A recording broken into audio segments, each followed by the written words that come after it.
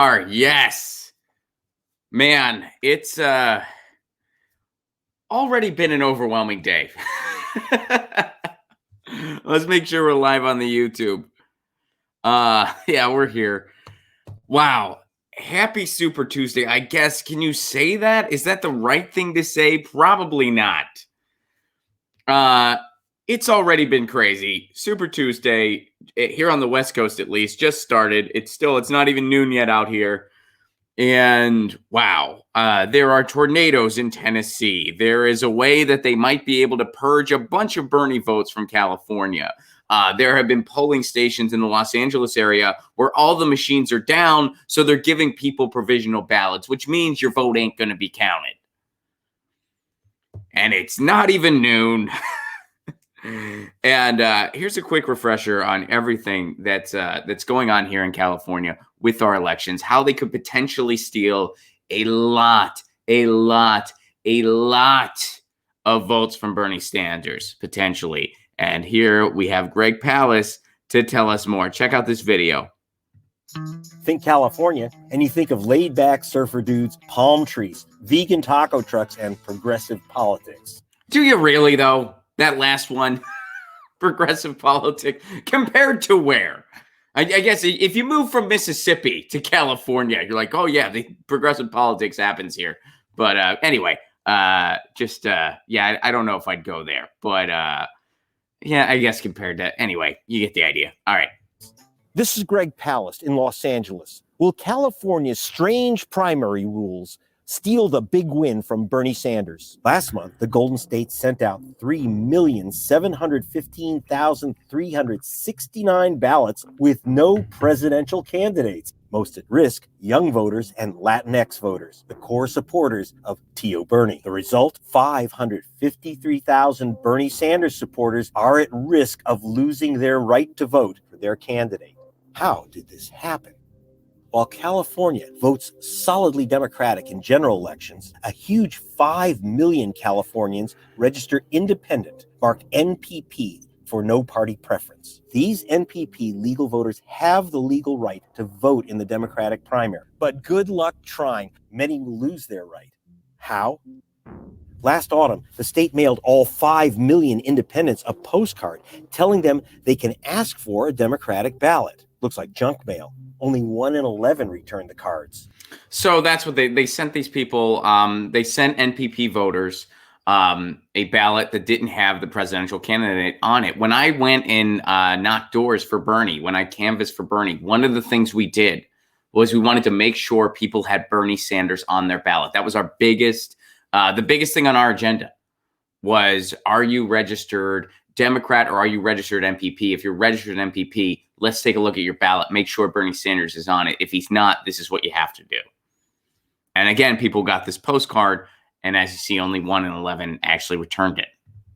Because students move a lot. Less than 5% of 18 to 24-year-olds get and return the cards. Likewise, only 5% of Latinx voters return the card. Statistician Paul Mitchell calls this disenfranchisement by postcard. Mitchell is vice president of Political Data, Inc., the experts used by both political parties. Mitchell polled these NPP voters and found over 2 million want to exercise their right to vote in the Democratic primary, but could lose their right because they're clueless how to get a Democratic primary ballot. Up to 86% of independents who want to vote in the Democratic primary could be locked out. Not only is Sanders likely to lose 500,000 votes, so is another favorite of independents, Michael Bloomberg. He could lose 382,000 votes. Independents but he'll buy them save back. Their vote by bringing in their NPP ballots into the polling station and exchange it for a Democratic ballot, but not a regular ballot, only something called a crossover Democratic ballot. But you must know the magic word crossover. Jen Abreu was a poll worker. They have to specifically then ask, I would like to have a Democratic crossover ballot. And those were the words that were told to us in our poll worker training. And if this NPP voter did not specifically ask for a Democratic crossover ballot, they were given an official NPP ballot, which did not list presidential candidates on there. But the Democratic Party rules say the poll worker cannot help the voter who does not know the magic word crossover. And I am unable to ask you, are you sure you want an NPP ballot? Who's behind this mass vote suppression by postcard and secret word? It was crafted by the Democratic National Committee and enforced by California's Democratic Secretary of State, this man, Alex Padilla. Who benefits from this system? Candidate Joe Biden, who is endorsed by Alex Padilla. In Los Angeles, this is Greg Palast. So I'm going to put on my Captain Obvious hat right here. You realize this is voter suppression. This is pure. You have to say the magic word. You have to say crossover ballot. And by the way, poll worker, if they don't say crossover ballot, you can't help them. If they just say Democratic ballot, you're like, oh, well, you can't. You don't get a Democratic ballot. You're an MPP voter. And they sent out this postcard that they knew people likely wouldn't notice. Why wouldn't that be inside the NPP ballot? Why wouldn't they just, when you send someone their ballot and you think they might want to vote in the Democratic primary, they might want to vote for president, why wouldn't that postcard be in there and says, by the way, because you're MPP, you don't have a president on here, but if you want to vote for president, here's what you do. You can get this ballot. If they really wanted people, instead they send it separately. And again, as Greg Palast pointed out in the video, a lot of college kids, they move around a lot. They might not have ever gotten it. A lot of people might not have known what it was. This is on purpose. And then you need to say the magic words. It's like, oh, you can vote for president, but first you have to cross this moat, solve a riddle, know the magic word, knock on the door 3 times, do 4 cartwheels, and then we'll give you this provisional ballot. It's unbelievable. And here's another video to just drive this point home. My buddy Ted Alexandro shared this with me. Ted Alexandro, comedian, very funny dude. And this is some more Palast, but this is just a friendly reminder to everyone in California. Just a friendly reminder. Check this out. Democratic Right. on it, official Democratic ballot. Right. And the other says, here it is. Democratic ballot. And then the other one says Democratic crossover ballot.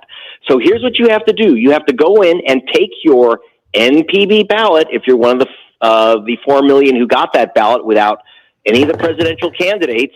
And we know most of you want to vote in the Democratic primary, according to the polls in California.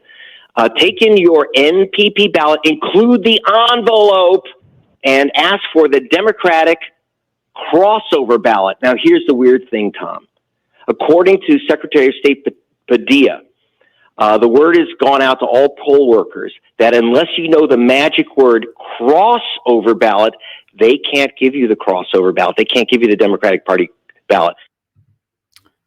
So you need to say the magic word. You need to say crossover ballot. You need to have, and here, Greg himself reminds you again, which again, shout out to Greg Palast and all the amazing work that he's done. And that video, by the way, that video earlier was sent to me directly and used by permission. If anyone at Google has any issues, by the way. Spread the word. If you're a California independent, no party preference, MPP voter, and you want to vote in the Democratic presidential primary, you must know the magic word crossover. And you must bring your ballot with you. You must have the envelope, and you must say Democratic crossover ballot. Otherwise, they ain't going to let you vote. They ain't going to let you vote for president. And I voted already. I voted yesterday, and there have been reports of a couple polling places, one particular that was in a heavy Latinx community where all of the machines were down. Remember how we told you they were going to have new machines that have never been tested before? Well, they're doing that, and it ain't going so great. So there was a polling place where all of the machines were down, and they were handing people provisional ballots. The machines are down. Here's a provisional ballot. A lot of people just left. And do not accept that provisional ballot. Here's a tweet from Fiorella Isabella that I think sums it up quite nicely. Fee from the Convo Couch. Alert, do not accept provisionals. Absolutely not. If you're registered, have a screenshot, have your registration receipt, bring ID, ask to speak to a supervisor, pull it up on your phone. Do not accept one. It's a pink slip. There were millions not counted in 2016. Seriously. And she's 110% right.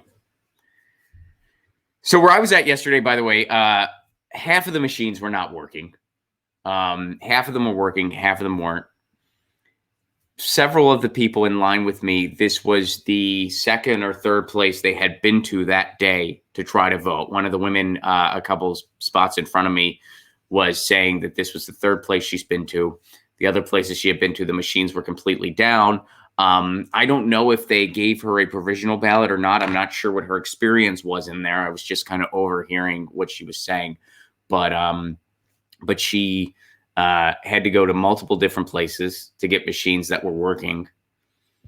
And you don't get a receipt with these new machines. You don't get a receipt. So, it's crazy. I live in the in my neighborhood in Pasadena. They do all the American Got Talent auditions, which I've not gotten a phone call, by the way. I'm surprised. I'm sure you are too. But they do all the America's Got Talent auditions and what have you. And I walked by it on my way to a polling place yesterday. Like, I was going to my polling place to vote, and I walked by the line for America's Got Talent. And I thought, man, and I'm not sure if they vote in America's Got Talent or not. I'm guessing they do. I don't watch any of those shows, but I know in some of them they vote. Like some of the talent competitions, you vote for the winner, and they have a more secure voting process than our elections do. This game show has a more secure process than our actual elections do, and that's just the truth. So that's what we're up against. That is what we're up against. And, so there you see how they can potentially screw Bernie out of possibly 500,000 votes. And, Greg Palast was fair in his analysis. He's saying, hey, Bloomberg could suffer from this too, which, Bloomberg will have to buy those votes back.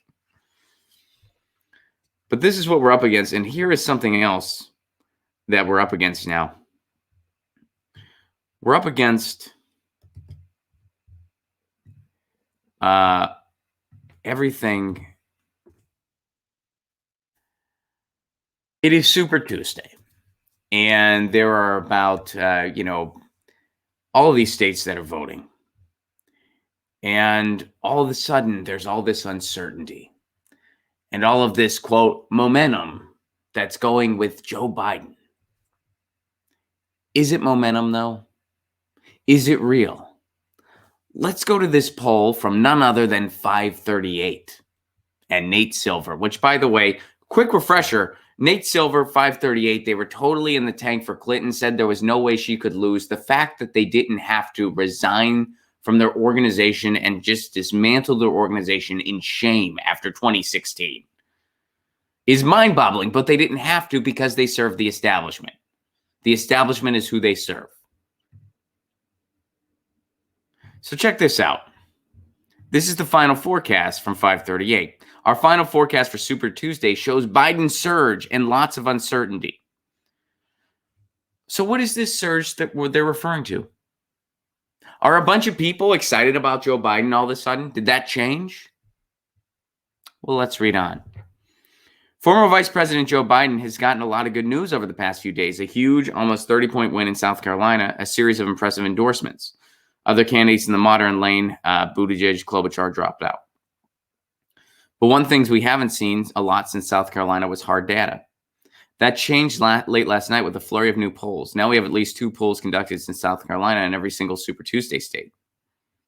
Things look good for Biden, this is according to the article.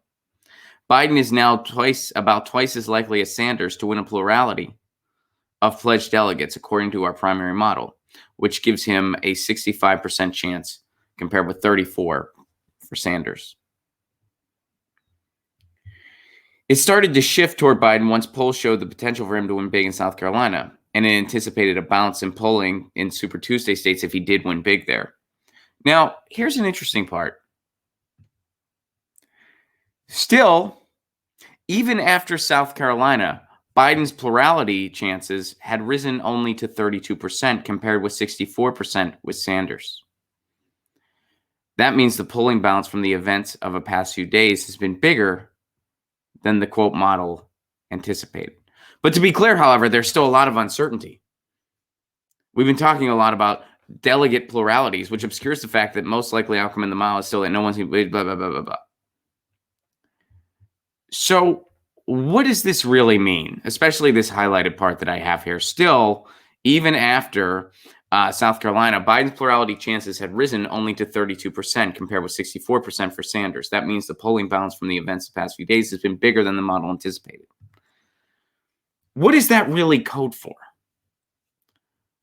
What that really means is that the people have not changed. What has changed? The amount of the establishment that's in the tank for Joe Biden. Pete Buttigieg got behind him. Beto O'Rourke got behind him. Amy Klobuchar got behind him. These are three candidates who had no momentum whatsoever. These are candidates who got booed off stage, who got chased out of a union event, who had to have an event in her home state canceled because of protesters, because they took over and hijacked the event in her home state. These are candidates who couldn't beat Ted Cruz, who couldn't get at 1%, but regardless of the fact that he had the biggest media push out of any candidate. Keep in mind, Beto O'Rourke was the first establishment bestowed darling. He had that huge media push. He had that Bruce Springsteen-esque cover on the cover of Time magazine. It did nothing for him because no one was inspired by his 8th grade Spanish and his shitty skateboard skills and his no ideas. And this cavalcade of losers got behind Joe Biden, along with a mass media surge via CNN and MSNBC. And what people like Nate Silver do is they take these pieces of information and they do this mathematical equation saying, well, this support's going to go here, that support's going to go there. And then they cherry pick a couple polls, and then they decide this is how likely Biden is to win. And they want to scare you. When do they want to scare you? On Super Tuesday. All of this analysis, all of these pieces of data have nothing to do with we the people. It has everything to do with we the establishment. And then they arrange the numbers in a certain way to make it look like, well, Biden's got to be the guy. So what they want to do is they want to scare you into either staying home or to pulling the lever for Biden because you think that's the only chance. That's what they want. And the opposite is true. If Biden is the nominee, he will lose badly to Donald Trump. He will lose worse than Hillary did. And by the way, here's a poll. Here's a poll that I bet they didn't bring about into their analysis over at 538, which, by the way, again, they got everything wrong in 2016 royally. They got nothing right. If they weren't so in the tank for the establishment, they wouldn't even exist anymore. The only reason they still exist, the only reason Nate Silver is able to still do what he does is because he's a stenographer for the establishment. He's a propagandist. Just in their own article, if you just look at how we just read that article, and if you read between the lines, what it is code for is, by the way, this has nothing to do with the momentum of the people. All of these shifts have everything to do with what establishment lackeys have done. And we ran our analytical formula that we don't know exactly how that works, but we ran our formula, and now we're saying Biden's ahead because of these cherry-pick polls and all these establishment lackeys that got behind Biden. I bet this poll wasn't taken. Look at this. Who's the best candidate on healthcare? Sanders by a landslide. Environment, Sanders by a landslide. Immigration, Sanders by a lot. I don't know how Biden's in second, by the way. The participants in this poll must not have heard Biden talking about how he wants to build a wall, or a fence, actually, to be real specific. But even Donald Trump acknowledged it. At times, offense is okay. You can find that footage from Biden in 2006, talking about how he wants a border fence. But anyway, and on the economy and jobs, once again, Sanders. And in this poll, Bloomberg, people are saying Bloomberg's going to be fine there. But nonetheless, Sanders ahead in pretty much everything. Pretty much everything, Sanders is in the lead. He's tied for first in one, a domineering first in the rest of them. I bet they didn't take that poll into account. Oh, and by the way, if Biden's your guy, here's more of the manufactured consent for Biden. Here's another Biden endorsement, by the way. Here's another Biden endorsement. James Comey. James Comey, a right-winger from the deep state. James Comey, who has since become a hero of the fake resistance because of all the Trump-Russia nonsense, where, by the way, you don't have to pick a good guy, America. The world is not a comic book. Trump is corrupt to high heaven. He's not a good guy. He's a terrible president. He's an oligarch. But the deep state is just out there for their own agenda too. And they want to scare you about Russia because it's easy to distract you from a domestic boogeyman if you keep people scared of a foreign one. So it's possible that there's no good guys, America. That's the world we live in. But here's James Comey, hero of the faux resistance, voted in the first Democratic primary to support the party dedicated to restoring values in the White House. I agree with Amy Klobuchar. We need a candidate who cares about all Americans and will restore decency, dignity to the office. There is a reason Trump fears Joe Biden and roots for Bernie. First of all, Trump doesn't do that. Trump doesn't do that. Trump fears Bernie. I mean that's out there. Trump does not want to run against Bernie. He calls out what the establishment's doing to Bernie because he's hoping it has reverse psychology and people will go for a different candidate. Trump fears Bernie. Trump does not fear Joe Biden. I mean, this is just war is peace, up is down. And James Comey, a deep state like this is what the Biden campaign is. This is Hillary 2.0. This is the Mick resistance 2.0.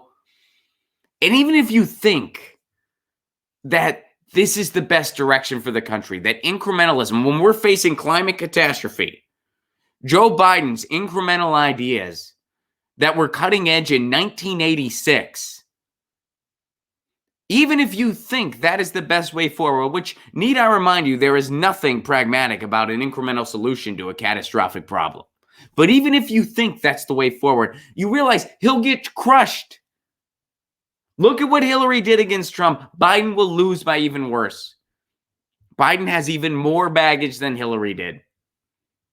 And yet the establishment's trying to scare you into voting for Joe Biden. They're trying to make it out like that's where the momentum is.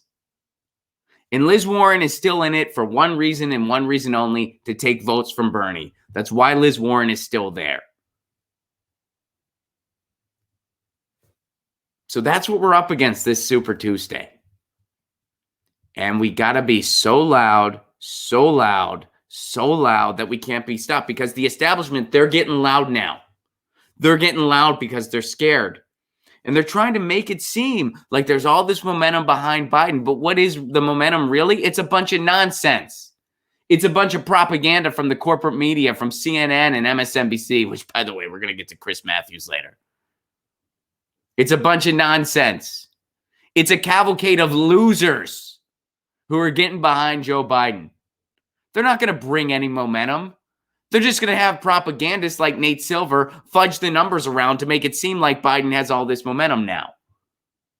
In reality, they bring inspiration of absolutely nobody. Beto O'Rourke couldn't get past 1%, couldn't beat Ted Cruz. Amy Klobuchar wasn't going to win her home state, so she knew she had to leave. Pete Buttigieg got booed off stage, got chased out of a union event, had to cancel events in Florida because no one cared he was coming.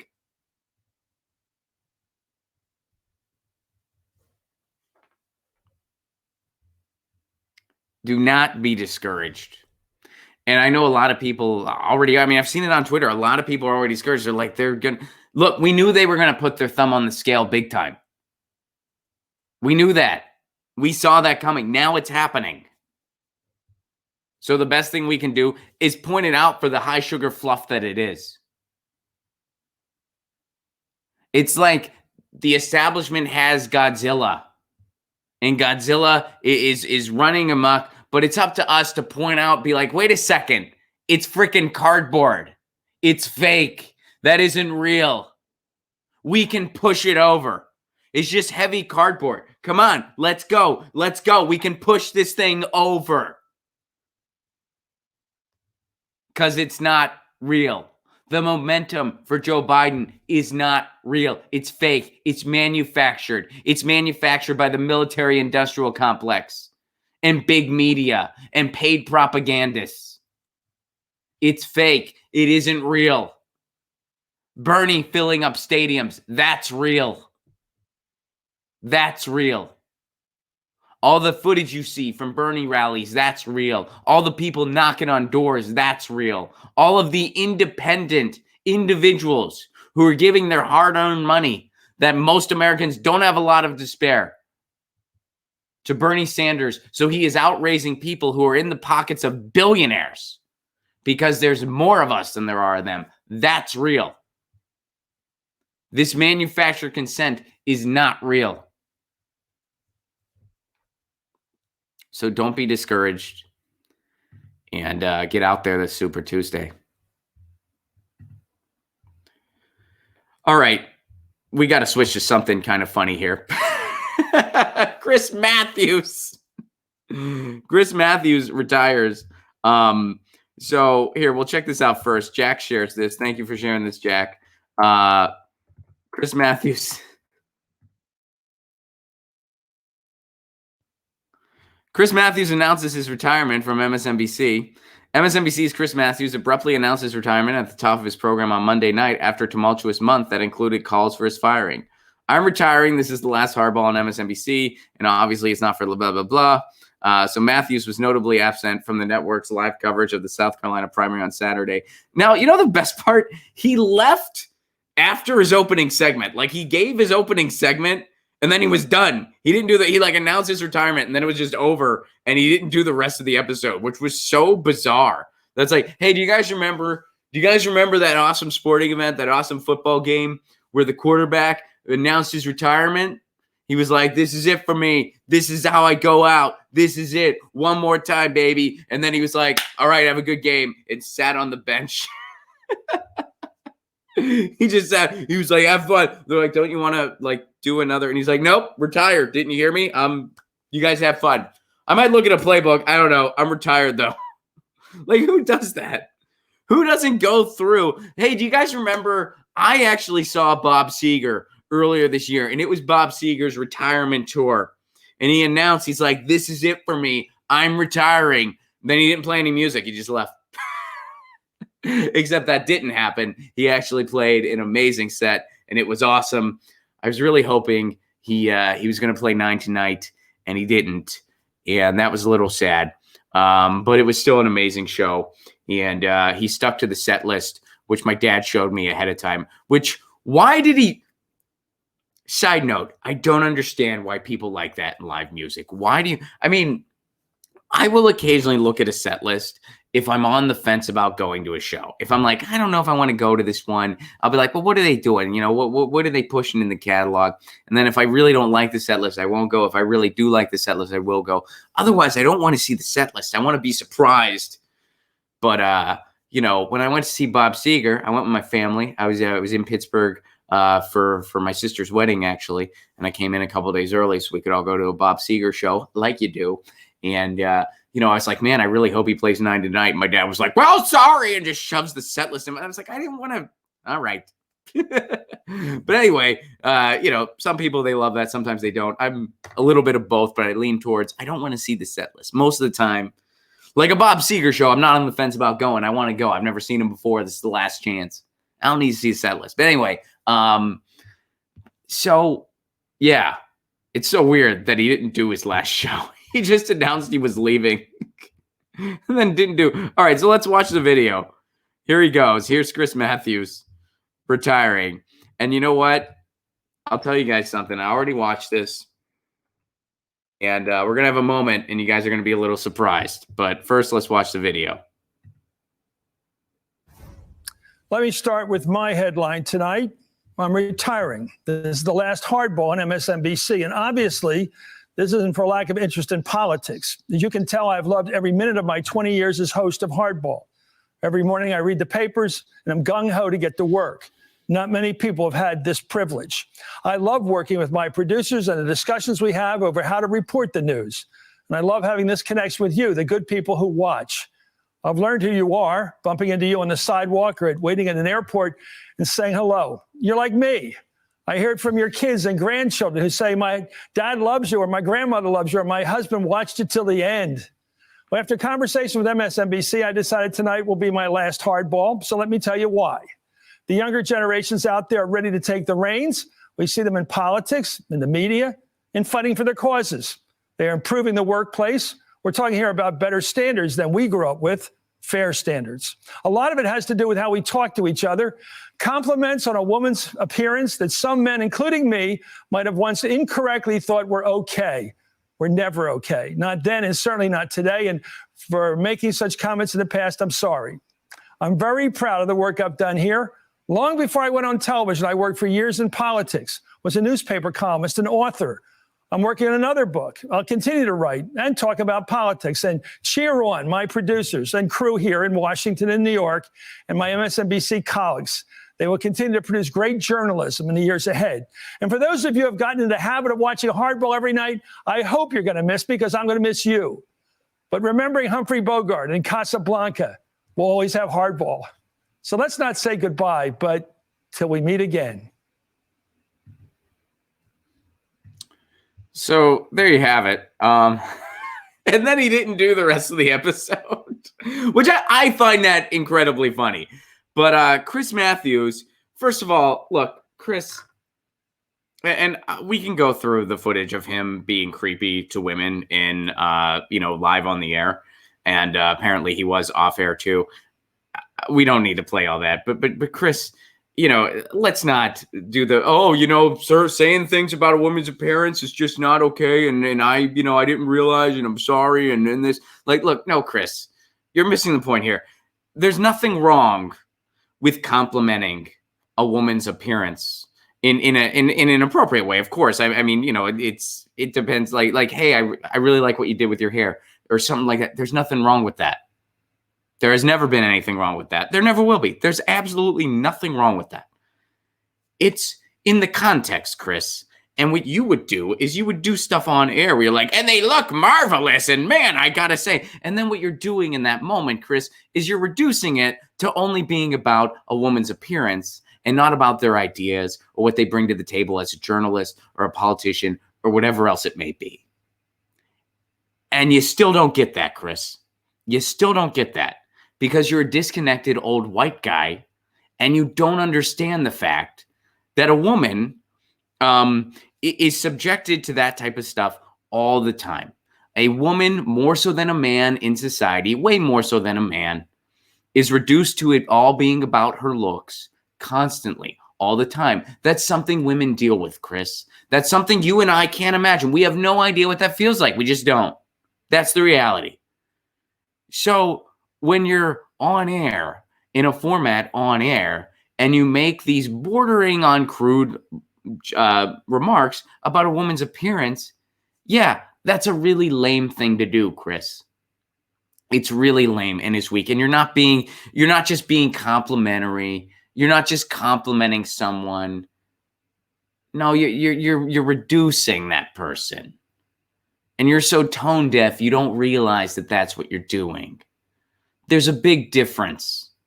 If all you had ever done over the years, Chris, is like when you see a female colleague and you say something to her off air or even on air in inappropriate content where you're like, hey, I really like your new hairstyle looks great. Looks great on you. I really like it. Something like that. And again, preferably off air, because when you say it off air, you're not making it out like this is what this person brings to the table. You're just making a nice compliment. And again, Chris, you don't see the difference there because you're a disconnected old white guy. But you know what? I'll give Chris Matthews credit here. One thing I can say for Chris Matthews that I can't say for a lot of other people. Chris Matthews at least knew. Now, the reason he knew is because people have been calling for his resignation and because he's been sounding like an unhinged psychopath. So this isn't necessarily a compliment, nor should it be. But I will say that at least Chris Matthews knew it was time for him to get out of the way. He saw it. He's a disconnected guy, but he at least has some vision. And he saw where the momentum was shifting. And he saw that it's time for people like him to move out of the way. And this has nothing to do with age, by the way. This has nothing to do with age. Bernie Sanders is older than Chris Matthews. So this has nothing to do with age. But Chris Matthews knew it's time for the old guard like me, somebody who's going to make these ridiculously offensive comparisons about Bernie Sanders, likening his movement to Nazi Germany when Bernie Sanders himself had family who died in the Holocaust. And by the way, in Chris Matthews' apology, he didn't even mention that part, which makes his apology null and void. It was a bullshit apology. And his send-off was, for the most part, a BS send-off, too. You're like me. Could that have sounded any more scripted? But so Chris Matthews, good riddance. You will not be missed. But at least you had the foresight to realize it's time for me to get out of the way. And what I'd really love to see is I'd love it if you send an email to Chuck Todd, to Rachel Maddow, to pretty much all of your colleagues and to your network and to Comcast, and tell them they should follow your lead because it's time for them to get out of the way too. It's time for cable news to get out of the way because it's not news at all. It's establishment approved PR. It's Comcast approved public relations. It's Time Warner approved public relations. It's Rupert Murdoch approved public relations. So it's nice that Chris Matthews realized it was time for him to get out of the way, but he is just one factor in a huge disease that is our corporate media. He's one symptom in that huge disease. And they're likely going to replace him with another symptom. That's probably what's going to happen. Another symptom will come and replace him. So good riddance, Chris Matthews.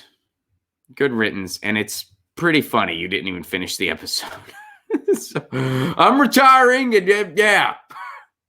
Like effective immediately, I'm out. I'm out. Peace. All right. So I got to say that my heart's in Tennessee today. If this is your first time hearing about this, Middle Tennessee, including the city of Nashville, a city that I used to call home, got hit really hard by a tornado. And here's some of what's going on. This is from the Tennessean. Here's some of the photos. So take a look at this. Now, a neighborhood that got hit particularly hard, the neighborhood of Donaldson, the neighborhoods of Mount Juliet, and the neighborhood of East Nashville, which East Nashville, that's a wonderful neighborhood. They all are, but East Nashville, that's like, people call East Nashville Brooklyn South. It's like the big hipster part of town, and it changes so quick. I mean, I was back in Nashville a little over a year ago. East Nashville was completely different than when I left town, which was in like 2015. So anyway, so here's parts of East Nashville. A couple legendary venues. Or, well, maybe not legendary because they're newer, but the Basement East, one of the cool new spots in town. I know they got some damage. Soda Parlor here. You see it got some damage. This is kind of poetic, you know? Check it out. It's in East Nashville. But the part that says, I believe in Nashville is still standing. Got to kind of dig that. And by the way, in case you were wondering, they are still, Tennessee is a Super Tuesday state. And they are actually still going. Check this out. So this is from the local media out in Tennessee. Here's how the tornado is affecting Super Tuesday across Tennessee, Nashville. As thousands of people across the country are beginning to line up to vote on Super Tuesday, Nashville and the surrounding counties are still processing the aftermath of a devastating tornado that killed multiple people in the Middle Tennessee area. In Nashville, the East Nashville and Germantown neighborhoods were hit particularly hard. Scores of businesses and apartment complexes suffered severe damage. Some polling locations were damaged in the storm. However, Super Tuesday is scheduled to go on in Nashville. There are, however, some changes. For starters, polling will begin 1 hour later than usual. Polls will open at 8 and close at 7 p.m. So some polling places did take some damage, did take some hits, but they're still moving on. So shout out to Tennessee. I mean, Tennessee is on a personal note, Tennessee is a special place to me, and in a place where I have a lot of very, very fond memories and a lot of very painful ones too. It's where I went through one of the most difficult transitions in my lifetime. I became homeless in Nashville, and I'll never forget, nor will I ever not be thankful for the community that rallied behind me. The comedy community that rallied behind me when they knew I was in a bad spot. My friends, some of my best friends in the whole wide world live in Nashville, and I'll actually be texting them as soon as this stream is over to check in. They rallied behind me in a way that I will always be eternally grateful for. And that's the type of place Nashville is. It really is. It's the type of place where people, I don't know how else to put it. Like people really rally, like people, they stand up for themselves. They stand up for their friends. They stand up for their communities. And sometimes they really got the cards stacked against them, but they rally anyway. They rallied through a huge flood. They rallied through, and now they're rallying through a huge tornado, and they will turn the corner. So Nashville, I'm with you. I'm behind you. And my thoughts are with you today. And I hope, of course, first and foremost, you hope for everyone's safety and well-being. Of course, a huge election's upon us, and that's very, very important. But of course, you just hope that people are okay, before anything else. But and I hope you're first and foremost, I hope you're okay, and second and foremost, I hope you can get out and vote. Second and foremost, that makes no sense. What I just said made no sense, but you get the idea. All right, so Nashville, we're thinking of you. We're with you. Here's something kind of crazy. This happened recently to Status Coup. Some of you guys know Jordan Chariton and everyone over at the Status Coup. So Jordan Chariton's Twitter account was limited right now, and here's what he did. So here's what Jen from the Status Coup has to say about it. News: Twitter has limited Jordan Chariton's account for reporting Joe Biden's own words. Jordan can't tweet for 12 hours for the crime of journalism. Happened on Super Tuesday, no less. All right, so here's a screenshot of what happened to Jordan. We temporarily limited some of your account features. What happened? We have determined that this account... Okay, so what did Jordan post? Here's Jordan's post. Beto, Pete, Amy, all falling in line behind Joe Biden. Meanwhile, Joe Biden tells voters to get out and vote on Super Thursday. Titanic meet iceberg. So Joe said Super Thursday, and Jordan said my Titanic meet out my iceberg. So here's what they're saying. Here's what Twitter says. This violates our rules against posting misleading information about voting. You may not post content providing false information about voting or registering to vote. So he quoted something Joe Biden actually said, first of all. Second of all, Twitter, I don't know. Maybe your irony filter is not good, but Jordan was not implying. I guarantee this. Jordan was not implying that people can vote on the Titanic near an iceberg. He was making an analogy using a metaphor about the Titanic, which of course famously sank because of an iceberg That was the metaphor he was doing there. He wasn't implying that there's a Titanic out there and people can go there to vote. Just saying, Twitter, in case you didn't realize that, which maybe you didn't, that's not what Jordan Sheridan was doing. Promise. That's not what Jordan Sheridan was doing. Wow. Twitter's doing this. And by the way, they're going to be doing more of this. We covered this on the show recently. Now Twitter's unrolling a package where they're going to have misleading. They're going to basically flag tweets in real time. And they're going to have a disclaimer under certain tweets. They're going to label tweets as misinformation by these independent fact checkers. Independent fact checkers who, so far, what are we seeing from their handiwork? Well, they just suspended a journalist Twitter for tweeting something that Joe Biden actually said. Something Joe Biden literally said. Why didn't they flag Joe Biden's Twitter too? Why didn't Joe Biden's Twitter get suspended? If it is such an egregious crime to say Super Thursday, which Joe Biden did, it was an accident. Why isn't his Twitter account suspended though? If Jordan's get suspended for this, why shouldn't Joe Biden's be? Or not be? Should be. Neither one should be suspended. You should let Joe Biden make an ass of himself, which is all he knows how to do. And a journalist should never, ever, ever be suspended on Twitter for quoting a politician, for accurately reporting something a politician said. I have seen tons of Super Thursday jokes. Is Twitter going to go suspend every account? I guess it depends on who the account is. What an unbelievable, stupid waste of time what Twitter is doing.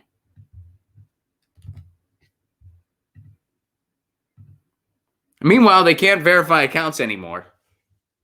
They can't verify accounts. They can't.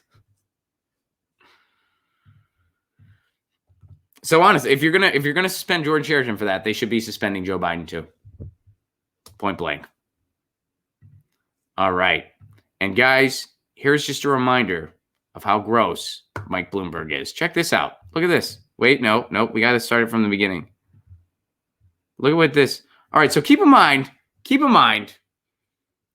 we have a outbreak. There is a ton of fear about the coronavirus. It is spreading. People are taking extra precautions. I've been washing my hands a little more. Been hand sanitizing a little more. You want to be careful around germs. Here's what Mike Bloomberg's doing. Check this out. Look at that. So there he is. Look at all the stuff he's touching. He's touching all this food. Puts it back. Touches all that, like that pastry or whatever. Touches all of it. Puts it back. Rips a piece off. This was out on a serving pit table. Look at that. Look at that. Oh, just puts it back. Just puts it back. Mike Bloomberg. That's what you do when you're a billionaire and you think you're entitled to whatever you want. When we have a disease epidemic, you hands all the food and then you put it back for someone else. That is reason number 8,572 why Mike Bloomberg is an absolutely repulsive human being. As if the racism and the xenophobia and the being in bed with big banks and the fact that he looks like a villain from He-Man, if all that was stop and frisk, if all that wasn't enough for you, here's yet another reason why Mike Bloomberg is an absolutely horrible human being. And he'll lose to Trump too, by the way, because if you're going to give people a Republican or a Republican, they'll just pick the Republican. Here's a racist oligarch going up against another racist oligarch. I guess we'll just pick the racist oligarch we got now. That's what will happen. Mike Bloomberg. Want to see it one more time? Look at this. Oh, yeah. Look at me. I'm entitled to do this because I'm a billionaire. I wonder if he's going to touch stuff again after he licked his fingers. Oh, yeah, of course he is. Oh, my God. I didn't even notice that at the end. Look. All right. So he touches, after he licks his fingers, he touches the spout of the coffee. Oh, God. And he touched a little bit of the white part. That's where people pour coffee out of that. You know that, Mike Bloomberg, but you don't care because you're incapable of having any consideration for other human beings. A 5-year-old knows not to do this. By the way, this is the same guy who doesn't know how to pet an animal. You saw that footage where Mike Bloomberg, he doesn't know how to pet a dog. He just doesn't know how to do it. Oh my God. He touched the coffee people are going to drink out of. He did that.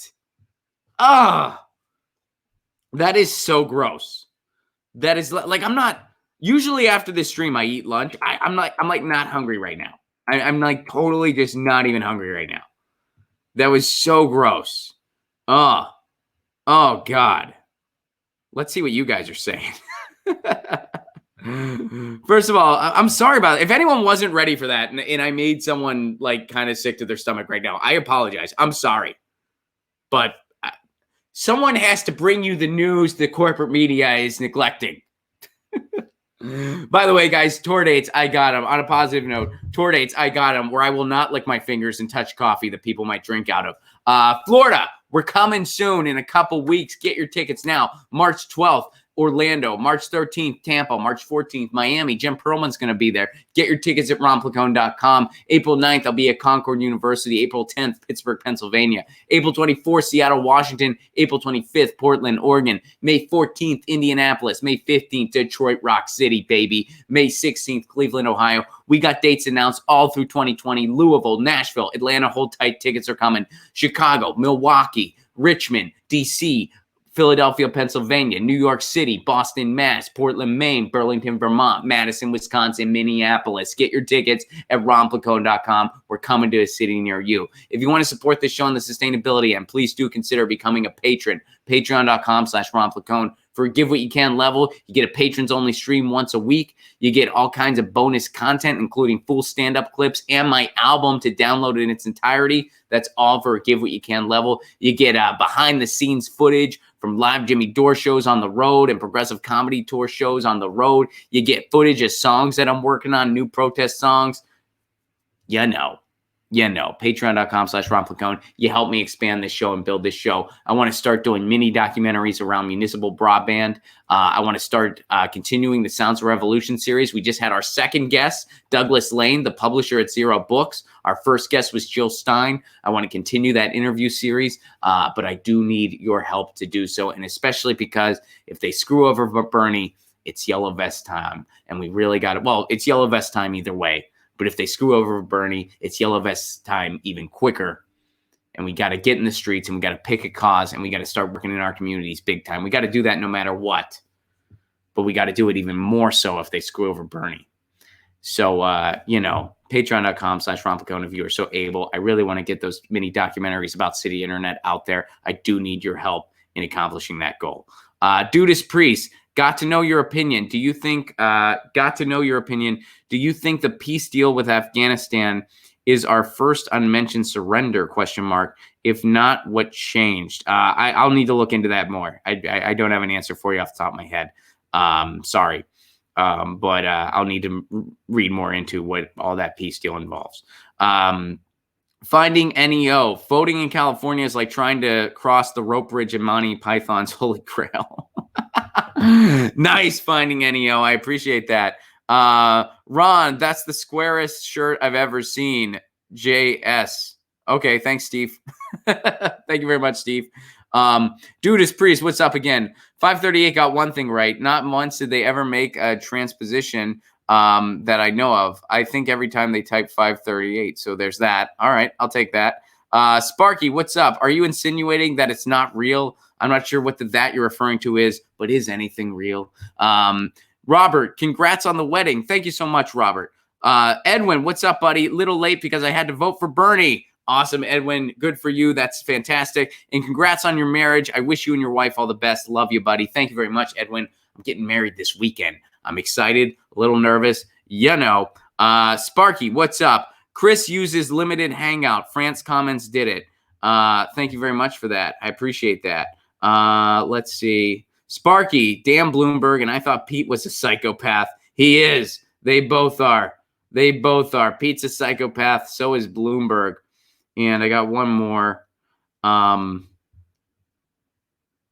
I got one more and I can't see it. It's from Trendiest Dabbers. And I can't see it. Hold on, let me scroll up. I don't know why YouTube does this. They like cut off one comment. Oh, no, here he is. Ron, did you get the big box of trendy paint oil? Yes, I did. And thank you very much. And just so you know, and first of all, I appreciate it very much. I will be delivering it to Jimmy's studio the next time I go there. I don't know when that is exactly. Jimmy's been on the road, but the next time I go there, I will deliver it to them. And thank you very much for sending it. I appreciate it a lot. Just so you know, in the future, the Jimmy Dore Show has their own P.O. box. You don't need to send it to me if you want to get something to them. The reason I didn't get your box sooner was because you didn't address it to me. So thank you very, very much. I appreciate it. I like your paint oil a lot. Thank you very, very much. And in the future, just so you know, Jimmy Dore Show, they got their own P.O. box. And thank you. I appreciate it. Thank you very, very much. Thank you. And I think that's about it. Guys, wow. Are we going to be okay? Are we going to be okay? I think we're going to be okay. I really do. I think we're going to be just fine. But it's going to be crazy. Do not be deterred. Do not be deterred by this manufacturer consent, because that's what it is. It's manufacturer consent. Do not be deterred by it. I'll be back tomorrow. Same time, same channel. In the meantime, you know the drill. Lucy says meow. I say peace. Peace.